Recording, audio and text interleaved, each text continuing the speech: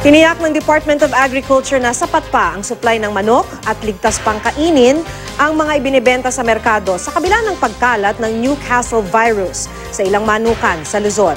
Makibalita tayo kay Joan Ponsoy. Mahigit 40 panabong na manok ang inoobserbahan ngayon sa isang farm sa Calasiao, Pangasinan. Bunsod yan ng pagkalat ng Newcastle virus o avian pest. Ang avian pest ay isang sakit na dulot ng isang airborne virus na tumatama sa mga ibon at umaatake sa kanilang buong katawan. Umaabot ng 3 araw bago mamatay ang manok. Nagbe-burst yung mga ugat niya, makikita mo yung ulo niya namamaga, namumula mga mata. Pagka medyo second findings, yung ulo niya medyo nagpipipilig, then patay.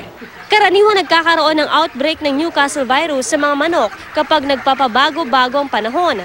Ayon sa Department of Agriculture, mga panabong na manok ang kadalasang nagdadala ng naturang virus. Kaya medyo lumalala dahil sa transport ng mga fighting cock. Normally masyadong malalayo na yung mga nagagalawan ng mga live animals na to. Kaya either nahahawa sila o nakakahawa sila.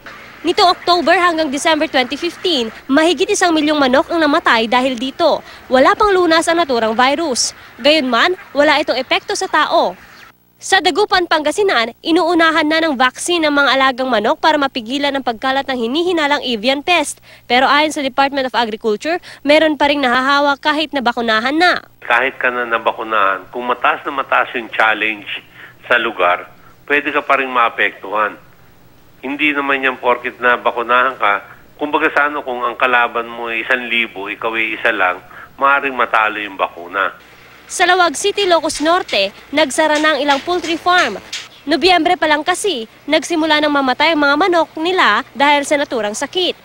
Bukod sa Lawag City, minomonitor na rin ang mga bayan ng Banggi, Burgos at Pagudpod kung saan unang napaulat ang kumakalat na avian pest. Ikinabahala ito ng Provincial Veterinary Office. Pero paglilinaw ng DA, wala pa naman daw epekto sa supply ng manok sa bansa ang pagkalat ng virus. Paniniguro nila, ligtas pa rin daw kainin ng mga manok na ibinibenta sa merkado. Joan Ponsoy, Nagbabalita, Pilipinas.